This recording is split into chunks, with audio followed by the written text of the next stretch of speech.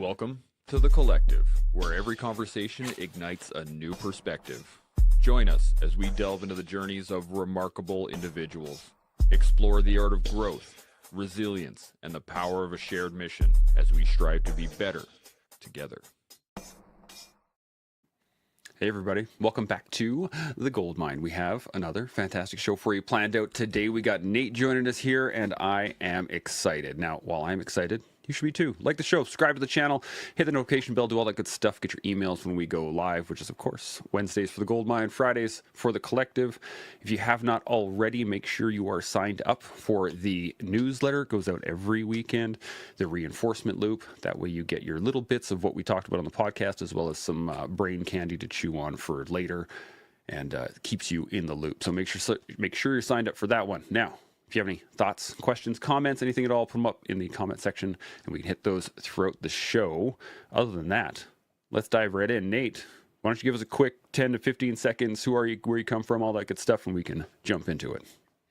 Yeah, name's Nate Boyer. I was in the Army Special Forces for about 10 years.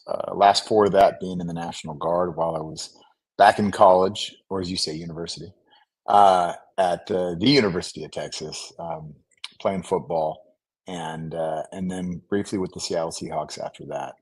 Since then, co-founded an organization called Merging Vets and Players, MVP for short, that brings together vets and athletes and helps them transition, and pursuing and working in the film and TV space now. So that's longer than 10 or 15 seconds, but that's the gist. That's good, man. We've had some people come on here and I say like 10 to 15 seconds, and like a minute and a half later, they're still going. But nice and succinct. I love it. That was like 10 plus 15 seconds. I'd give you like 20 seconds on that. That was pretty tight. Sean, how's life out in the mountains? Yeah, things are good. But you know what is interesting about what Nate was saying? Maybe he did go a touch long, but everything he said was legit. Like, it was all relevant. It was all dense. It was all like, he wasn't adding fluffy words. It was all like accomplishments and who he is. But at the same time, I dig it that he was putting it out pretty chillaxed. What kind of Hollywood are you doing? Like day soap operas where you're all relaxed? Because it doesn't give much of an action hero vibe right now. You know what I'm saying? I wish. No, I don't know if I wish, but it would be fun. It would be fun to do for like a week, maybe not for years. Yeah. So right now, currently working on a D-Day 80th anniversary documentary. So we went out to Normandy in June of 24 for the 80th anniversary, and started interviewing some of these guys that, 105, 106 years old, never told their story before. Some of them have told their story many times, but not really in sort of a, like well-produced docu format, where we're having them speak straight to camera as if they're talking to the audience, and I'm really trying to connect in that way. So working on that, we're editing that now, and then a few other more scripted films in development. The first movie I directed is called MVP, about the organization. So it was a story of a Marine who was living in a homeless shelter and a former NFL player, first year out of the league, and they're both going through this very similar struggles with that transition and losing the uniform and identity and all of that stuff. So just want to do more of those, want to tell more of those stories if possible, and whether it's documentary or scripted, as long as it's something that I feel connected to in some way, it makes sense for me to get behind and try to make happen. I dig it, man. That's awesome. I feel like I'm a facilitator as well. I like getting information to people, and those stories are so critical, I think, in the development of the next generation, right? We need to keep the stories as alive as possible. Yes.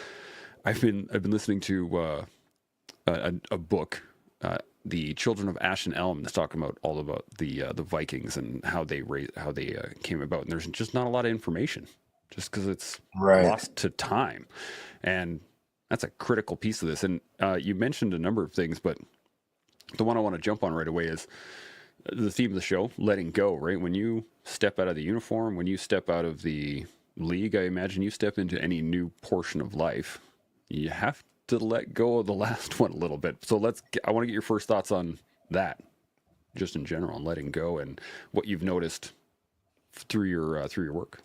What do you got?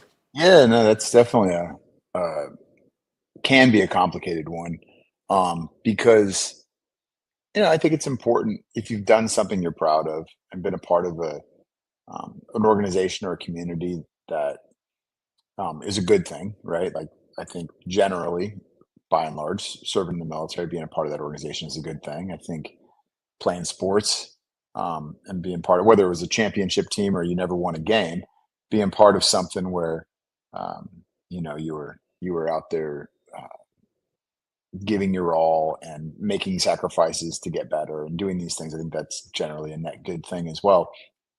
So yeah, there's definitely a fine line there in letting go of certain things, letting go of the things that you couldn't control, maybe the result in a lot of those situations, but also holding on to the values and skills that you learned. They may not all directly transfer, but from a leadership standpoint, from accountability and sacrifice, teamwork, all these things can relate to any part of your life. So going forward, holding on to those and remembering those and I guess re reusing those or redeveloping those into something else is important. But yeah, at the same time, I mean, somebody that's just very, very much resting on their laurels or stuck in the glory days, or I got a lot of friends in the veteran community too, not just athletes, where they're not. Sometimes you hear these athletes talking about the good old days and when we were young and good and athletic and blah blah blah. But a lot of vets sometimes too get stuck in just telling war stories all the time and talking about the past. And I'm not saying you should forget all that, but at the same time, like, being present and future thinking too is super important. And there is an element of kind of shedding that skin and letting go of the things that aren't really serving you moving forward. I like that shedding skin. That's a really nice way to put it. Sean, you got any Yeah. thoughts? I do. So, that's very much in theme with what we say over here on the regular. And I think it's great that you're involved in a documentary and related to Normandy and that period of history. I was over there about 4 years ago with my family, took my two sons up to the museum there, spent a whole day in the museum walking around. And I mean, that museum is powerful.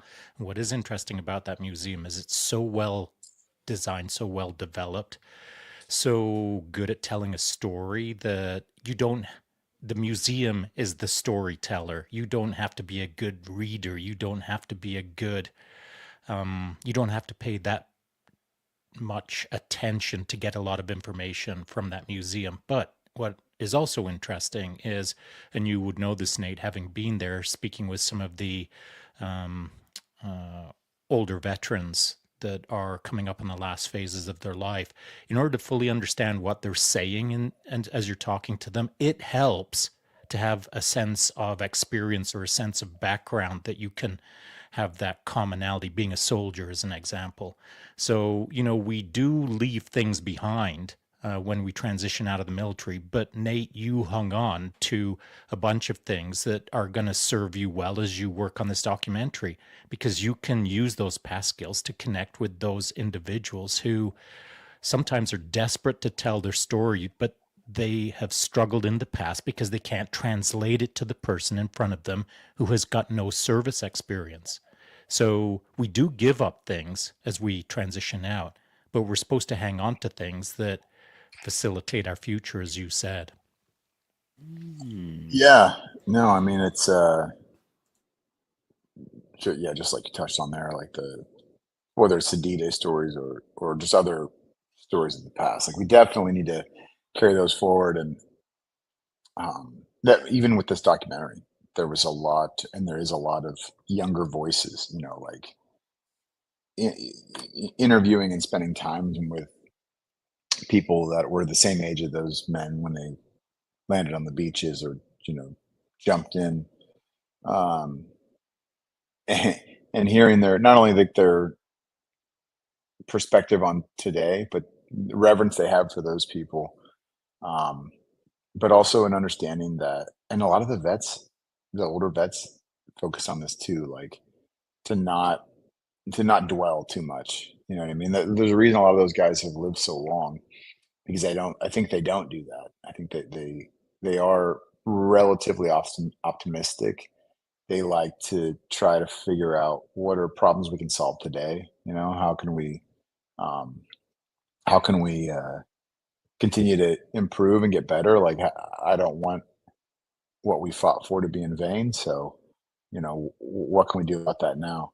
And so that's an interesting one. And then yeah, when you think about things like survivor's guilt, that those gentlemen suffered from, a lot of them, and a lot of just not just veterans, just people throughout history. If you lost somebody close to you, um, you can struggle with that, But I think another way of looking at it is is having survivor's responsibility to like move forward, to live your life in honor of that person, do all the things that they don't get to do, the live out the chase the dreams they don't get to chase or whatever. That's one way of sort of attacking that, I think, and being able to to let go without forgetting or whatever. Um, anyway, I think that's yeah, all those are they're very important things, and um, and I do have a generally optimistic, I think, compared to a lot of people my age and older, view of this younger generation. Like, I do think they are going to figure it out. I do think they're on to some things that maybe we weren't. Has it swung too far in one direction or another? Maybe, but like, I don't know. I think we are constantly in a, we are constantly changing, and we need to grow. You can't grow without change. You can't. You go to the gym and you work out, you're tearing your muscles, and they grow when they rebuild. You know what I mean? So, I think that's life as well, and same with our, with society and the way that we're heading. I dig it. But yeah, I dig it. Feel yeah. ya. I got a question for you, Nate. So it sounds like you're involved more deeply than I understood, or have more connection within the veteran community and transitioning out, and maybe you have a good sense of some of the challenges that are involved in that transitional phase. So, my question to you is this: we're talking about leaving things behind, and then as we leave those behind, hanging on to the things that are going to serve us well in the future, just as I see you are doing right now. Yeah. But there part of the struggle, I believe, is that as veterans transition out, they don't identify what it is in them that serves them well. Like, I mean, there's certain words that are thrown out there like duty and honor and discipline and various key words that you can live your life through. But I think when a veteran transitions out, they don't take a deep internal stock. They don't consider what they are internally, what they're taking with them as they transition forward. And they haven't like maybe taken the time to identify, man, I've got a really good grip on dot dot dot, and I need to shore up dot dot dot. Do you find that, or are you bumping into people who have a really, really good sense of their inner inventory, as it were?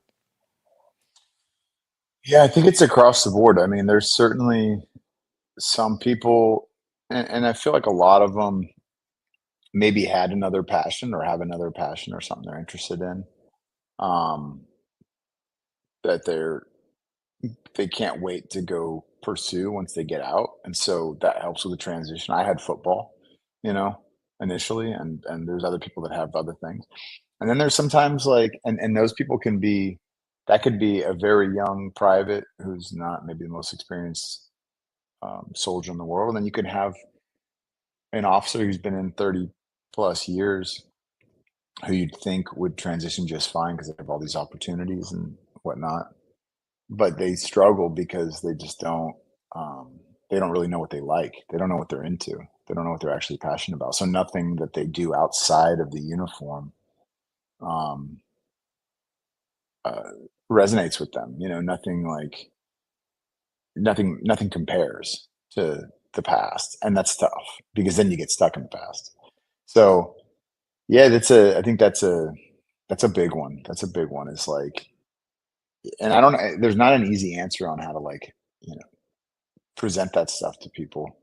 because some people are just not genuinely, organically, um, sort of drawn to certain things, and are and know that they're going to go chase those down and do them. And then there's other people are, maybe they lack the same type of passion, or maybe it's fear, um, or just a feeling like, my skills don't translate. I mean, in some ways, I think it's tougher generally on someone who's been in a lot longer anyway, because they're more institutionalized and sort of ingrained in these things. And they're like, I'm really good at planning and executing military missions or whatever, but how does any of that relate to the real world?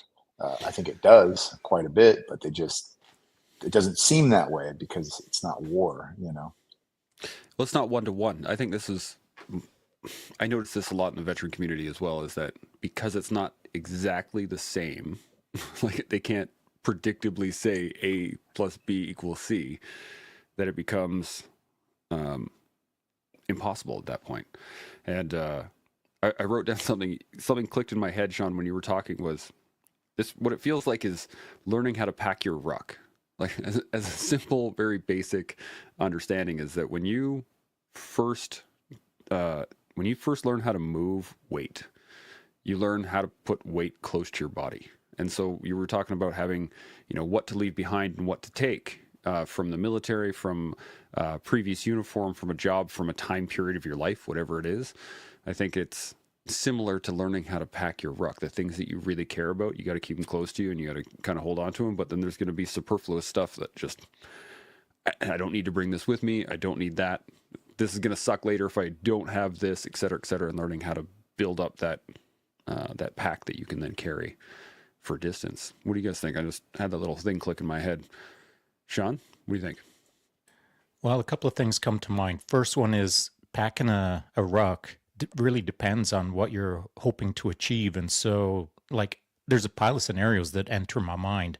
And one is I'll pack my rucksack different if I've got to move fast through terrain that has me going over logs and like has me scaling and has the pack shifting a lot underweight. I don't want my weight top heavy. I want it a certain way.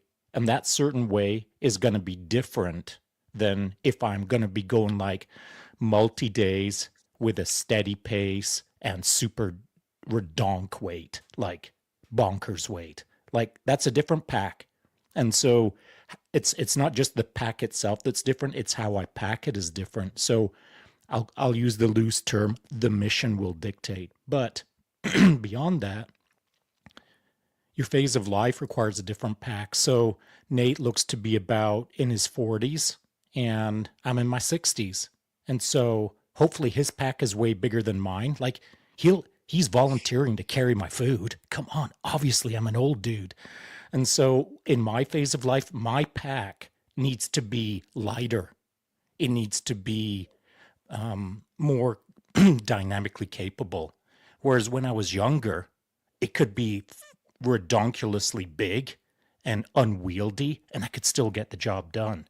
So now, to use the analogy, in this phase of my life, I've had to strip my pack down to be able to get what I need to do without the excess of my youth, the excess of the things that I was bearing as a burden that I could put up with. But now that I'm frickin' redonkulously old, like, I don't want to have to put up with the nonsense. So now I like to carry a fast attack pack. I hope that analogy makes sense. I dig it. But, we were just talking about people who are 105 and you're calling yourself ridiculous old. Come on now. Like, context here. Nate, you got any thoughts on any of this? Yeah, no, I mean, I think for me, it's every year I get older, like the things that I thought were important or that I even cared a little bit about, I just care less about, more and more, and that lightens the pack.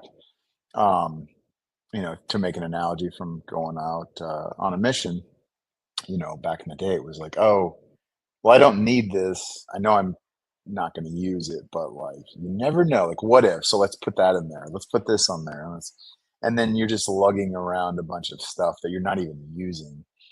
And I remember when I went back to college, I went to school at 29, which is not old, but it's old for a college student. And after the first semester, I just stopped buying the books because the books were expensive. And if I showed up in class and paid attention, I didn't need the book. You know what I mean? And I'm like, well, that's $200 saved or whatever. So yeah, like why am I worrying about this? And you just you choose you know function over form more and more, and just like, I just want to be comfortable. I want to make sure I'm comfortable, less than looking cool. And I want to get, yeah, I want to complete whatever I start here. So like, let me make sure that I don't have any extra flack, um, and I'm not focused on the wrong things or wasting too much time, um, on something that I'm I got a just not question. really interested in. It's burning in my head right now based on what you just said. So correct me if I'm wrong, Nate, because your intro was a bit brief and I actually don't know that much about you other than what Chance had mentioned. So you went from kind of special operations into football, right? Hmm. And Yep. so then basically what you did was you went from a high performance unit into a high performance unit. And so the high performance unit that you were in at the start of your career was one that was denoted by, the badge that you had on your left shoulder and the badge that you had on your right shoulder, and everyone knew who was who in the zoo based on, your track record, your qualifications, your how you performed under pressure, these kind of things. And of course, in your second elite unit in football, those things still kind of generally apply, except there is as I understand it anyway, I've never been in that lifestyle, but the excess of things. So, like the redonkulous several Maseratis, or, the private plane, or whatever the case is, the trappings of wealth, that is now kind of like the patch on your left shoulder and the patch on your right shoulder to some degree. And so I'm curious, as you said, as you get older, you're letting go of some of the things that don't serve you well. But you entered into a second career where it's like poured on you, like the stuff that isn't going to serve you well if you're staying really clear-headed is just you're immersed in it. And did you find it tricky to navigate that? Because I think I would have found it tricky to navigate. I might have like wanted all the cake. You know what I'm saying? Instead of like just try, only having a few spoonfuls. Well, my career professionally in football was very short-lived. So luckily, no, I don't know if it's lucky. I guess unluckily, I didn't have that problem from a financial standpoint. I didn't have that dilemma. Um, but you definitely see it, and it's a tough one. Like, I defend athletes all the time because a lot of people are like, oh, they're all millionaire crybabies. Like, they don't understand, what life is like, what real life is like. And I'm like, well, yeah, but a lot of them have worked a hell of a lot harder than most human beings to get where they got. Yes, they're talented. Um, but if you look at a cross section of the NFL, for instance, it's made up mostly of late round draft picks and undrafted people. It's not first. It's not the bulk of it is not these first round or second round. Those people um, sometimes are great, yes, and sometimes have incredible careers.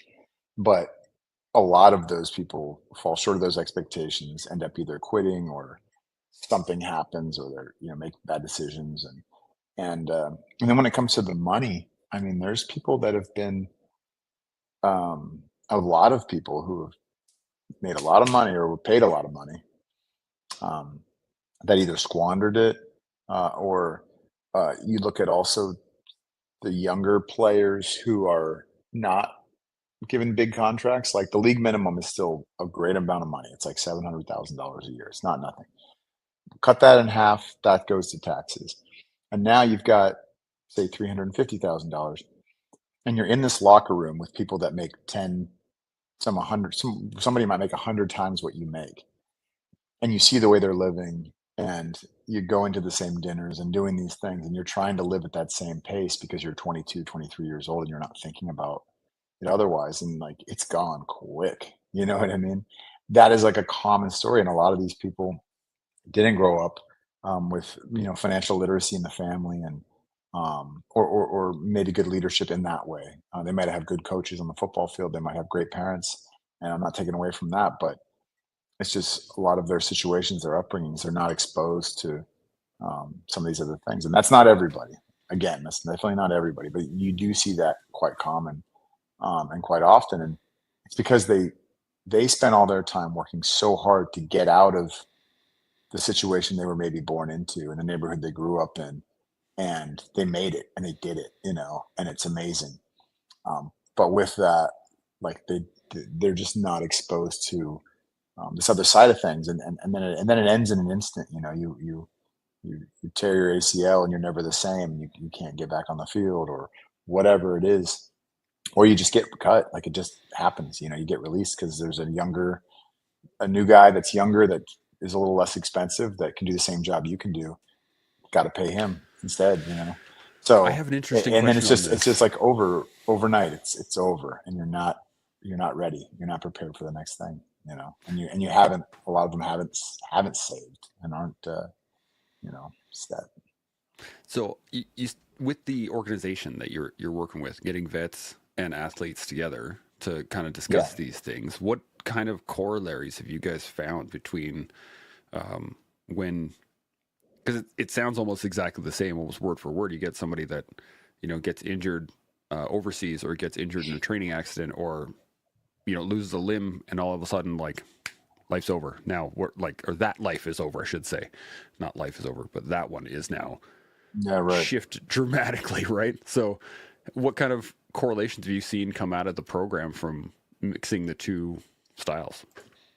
Yeah. I mean, there's so much in common. Of course, the battlefield and the ball field. We always emphasize those are very different places, and that's why it's also.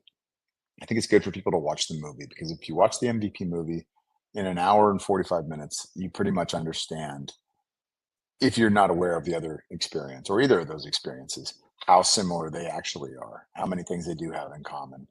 Um, it, like I said, sacrifice is required in both. It is definitely a different type of sacrifice. Going to war and playing sports at the highest level, even it's never the same. It's never, you can't compare those things. But that locker room is very similar. That identity that comes with the uniform, the attachment to it, is very similar. The structure, and knowing that, okay, I got to get up for this, 6 a.m. workout, and then I got to eat these things, and I got to do recovery, and I have to watch game tape. You know, I'm just speaking really to football right now, but a lot of vets can like relate to a lot of these things because you are doing very similar things. And then we've got training exercises. Some are individual, some are team.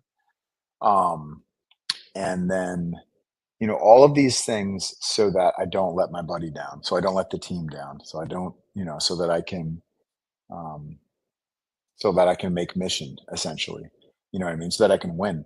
Uh, I don't know if there's two professions out there that seemingly are so different that are in fact very similar as professional sports and serving in the military. Like I've thought about it a lot, and also you typically are pretty young and you peak, which is scary, but it's true. Like you could serve, people stay in the military for a lot longer, than professional sports traditionally.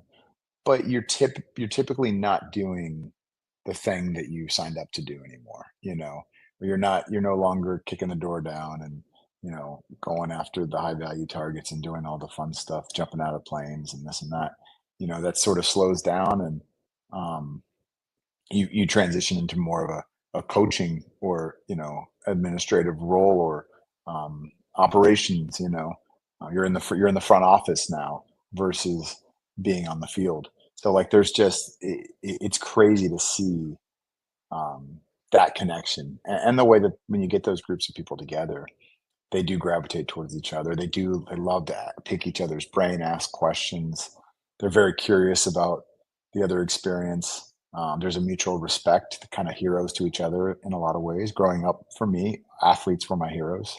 You know, I grew up in the San Francisco Bay Area during the 49ers dynasty, and they won a lot of Super Bowls, and the posters on my walls were all 49ers players. You know, that's that was who I wanted to be. And then, you know, later in life when I ended up joining the military, you know, I just had such a great respect for, well, a great example, somebody that did both is Pat Tillman, you know, someone who left a $4 million a year contract to play football and joined the Army Rangers to make 40,000 a year or whatever he was making, you know, and then tragically, you know, was killed in my friendly fire during a very complicated mission. But I just remember that story, man. I was like, gosh, that's a hero, you know, that's someone that I already looked up to as a football player, and now he's doing this because he feels it's the right thing to do. And you know, it was just like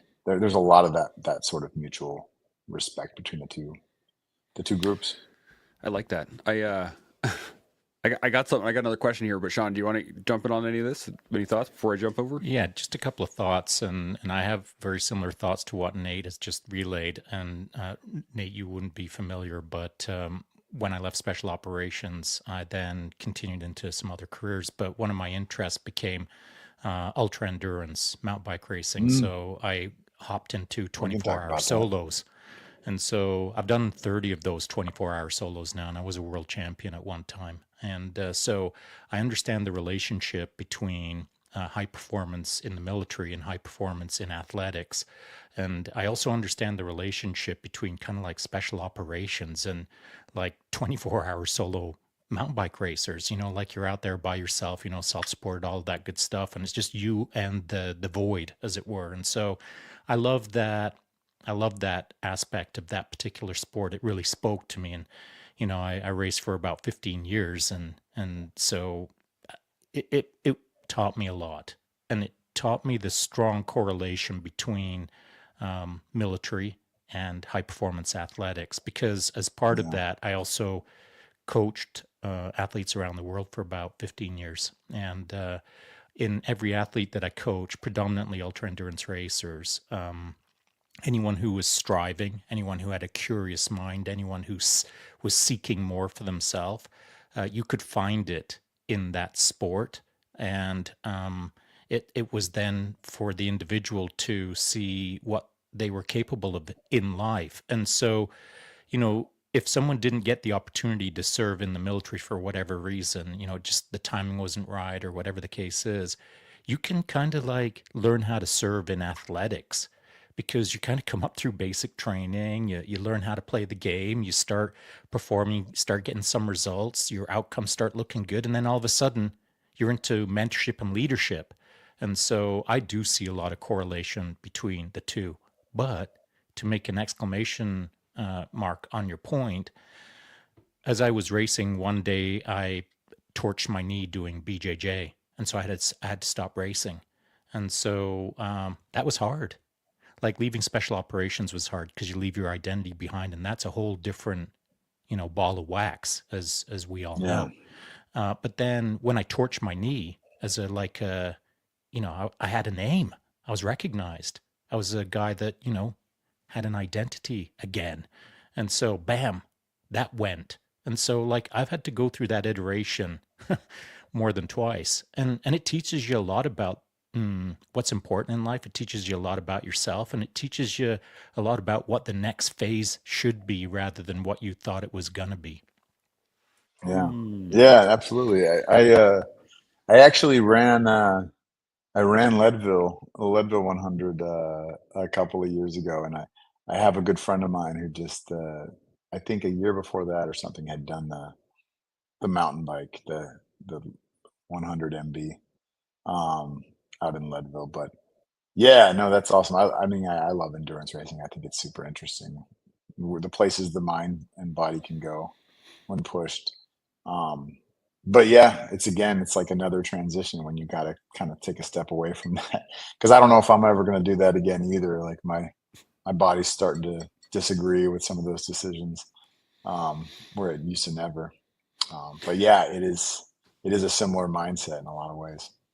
So I have a question on this then, and it crystallized into my mind when you guys were talking about the team, and there's certain things that you have to do, and there's timings. You got to show up in the right uniform, you got to show up the right place, all these things. Those are they're standards, but they're expectations. That there's a tribalism that's built within those expectations. That you are now part of this group, which means that you're not part of any of those people. You're now one of these people, and that expectation doesn't really leave unless you either think about it or it all of a sudden leaves. Like there's no real build up to be like, oh well, you might be leaving the military in 3 or 4 years. Maybe you should start thinking about your plan and where you should go next and what your interests are. A good leader would probably recommend that to some of his troops, but that doesn't happen that often that I've ever seen or heard. And I imagine it's similar in high performance athletics, right? You're at the top of your game, you're doing your thing, as you said, and then all of a sudden you're not. So do you think expectation management has something to do with this? That like if we can almost proactively start to manage our expectations as to what's coming up next would help with that transitionary process? What do you think, Nate? I mean, I think part of the hard part there is like if you sort of if you sort of surrender to the idea that it is going to end, um, you're not going to pour what is necessary into staying elite. It's weird. It's like a weird balance. So it's tough. Like, if you try to talk to people, you're like, yeah, you should think about, because I'd be the same way if someone was telling me like, you should think about what's next, and I'm just like, what are you talking about? Like, I don't have time for that. I got to focus all my energy on staying in this uniform for as long as I can. The minute I start thinking like that, I'm going to lose my edge anyway. So it's a hard conversation to have, and we've tried to figure that out with MVP. And one of the best ways to do it with the organization is to work more with active duty and current athletes, and be there for them as well. And not be like, hey, we're just here when it all falls apart. You know what I mean? Like, we're also here, if you need to talk about anything, if you need to, if you have some ideas, maybe in a philanthropic way, things you want to do or whatever that is, just to kind of get you exposed to this community a bit, because you're going to be one of us, whether you like it or not. I like that, whether you like it or not. Sean, you got any thoughts on any of this? Yeah, it's true. I mean, it is so true what Nate just said. We will all be part of that crew at one point. And what I do appreciate about what Nate said is it resonates with me anyway, is the obsession that a person has to have in order to perform at really high levels. Like whatever I'm into, whatever it is today, a year from now, it doesn't much matter. Whatever it is, it's freaking gonna get it. It's gonna get my full intention. It's got my full target lock. And so if I'm a football player, I don't want the coach coming in and saying, you're on top of your game right now, but you should start thinking about next year when you're freaking losing. I don't need a coach to say that to me. Like at that point, I'm hiring a new coach and maybe buying the team to replace the coach. I don't know, but that does not work for my head. And so if I was making the big bucks and someone came in at me like all up in my grill with the wrong angle, like it would irk me. And so that is one of the fascinating things about high performance individuals is I feel anyway, having worked with enough of them and myself, I kind of fall into the category. We all have quirkiness. Like if you are leading the charge in high performance, and that ain't me right now. What I'm saying is if someone is actively like the man, the woman in the thing, like they're quirky. And the quirky doesn't mean that they're unstable. It just means that when someone steps up on them and says something that is like just a little off, it can create a response that is like not great for the moment. And so I find with high performers that have a little bit of quirkiness in them, you really have to be kind of not careful, but you have to be sensitive to what you say. Like if you walk up on someone and say, you know what, maybe next year you're going to be losing, that just might not work very well at all. So then let me Yeah. postulate this then. Perhaps it is better to not so much expectation management, but teach people, and I'm pretty sure this is the basis of all special operations at this point, but it's like teach people how to react to the moment. Whatever the new situation is, just do your best in that moment, as we always say. But like, perhaps there is no solid fix. There's no real tangible thing that we can say, this is what people need to do to manage this transition, to let go, to move on. Sometimes you just got to sit in it for a while. and Yeah, then no, have and somebody hang out. everybody has different um things that work for them, you know. There's like I wish there was a um basically a a manual for this that you could follow, you know, but there's not really, because we are individuals, you know. We do operate somewhat differently. Yes, we're pack animals. Yes, we share a lot of the same things for sure, but we have similar tendencies. Um, but at the same time, yeah, like that's the thing though. You said sometimes you just have to sit in it. Like it's got to be when that person actually wants to move on.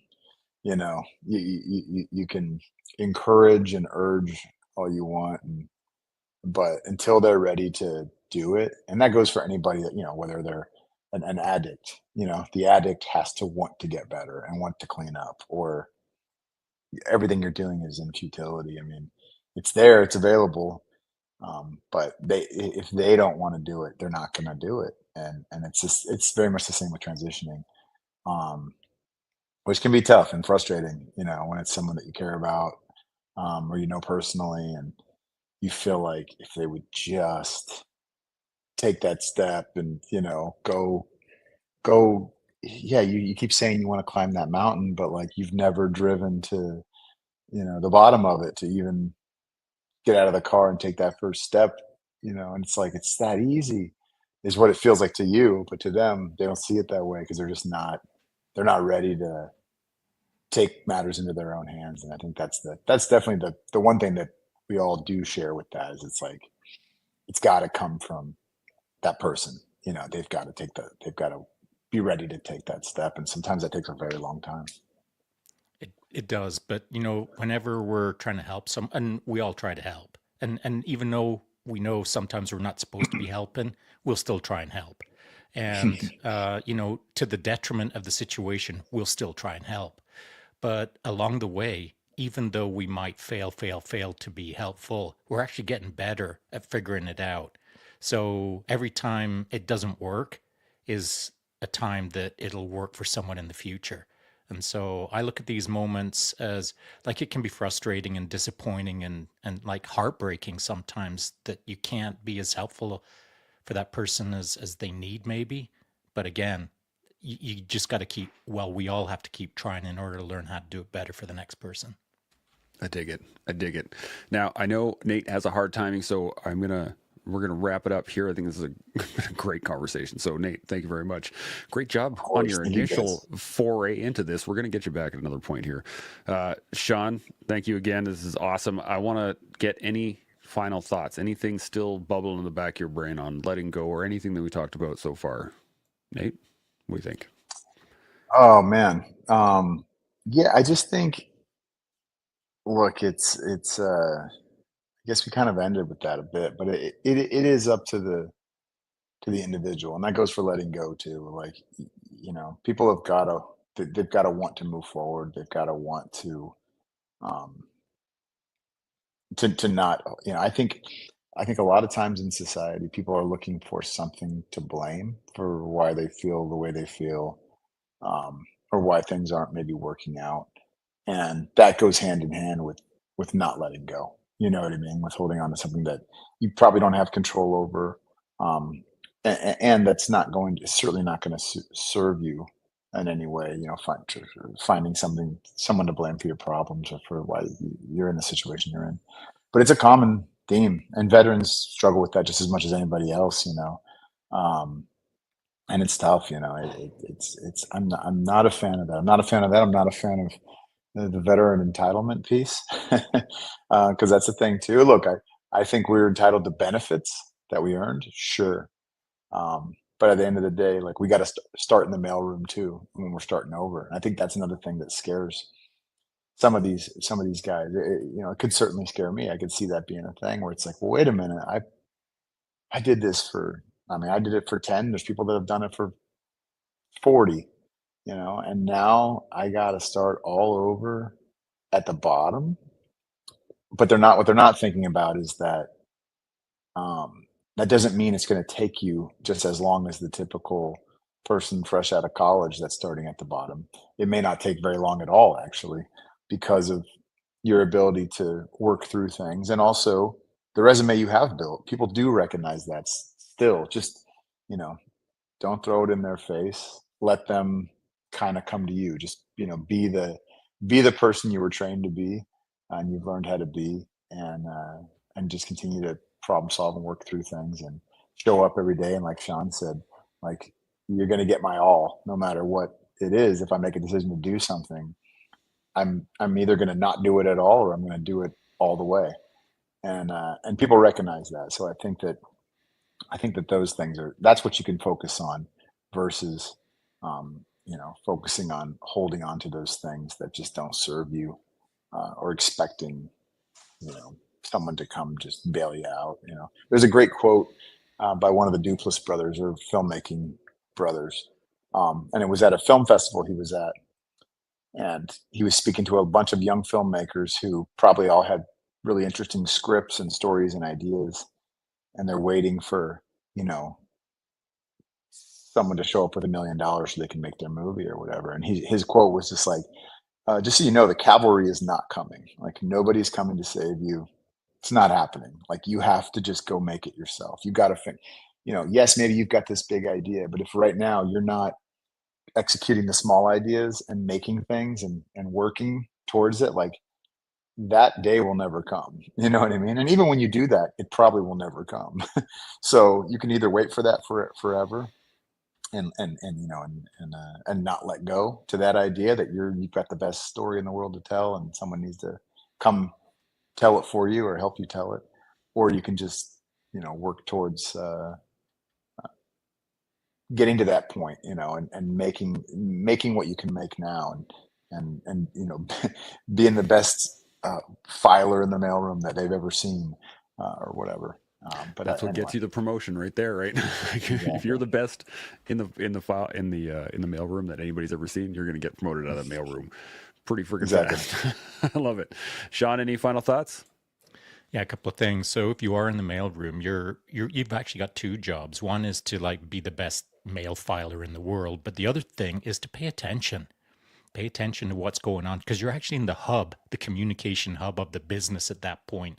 And so you're the first person to learn what's going on. And if you put patterns together well, you know before the CEO what's going on. I'm just saying, got to pay attention to the details.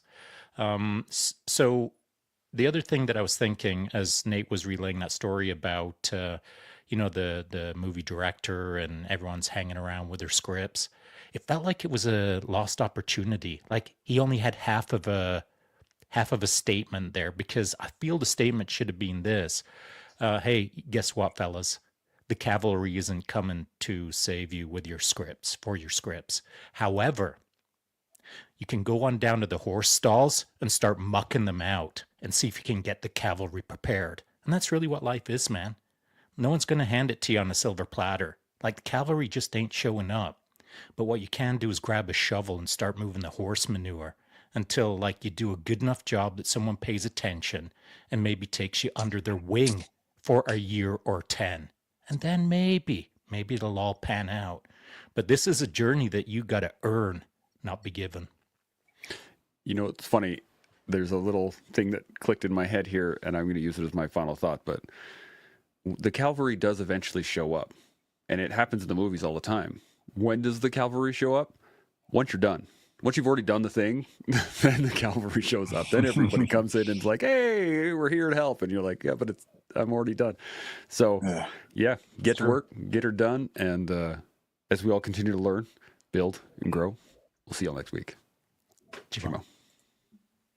Thanks everybody for watching and being part of the collective. If this has sparked any thoughts or resonated with you, let us know in the comments. Don't forget to like, subscribe, and share. Your support helps us grow and keeps the conversation going. We'll see y'all next time.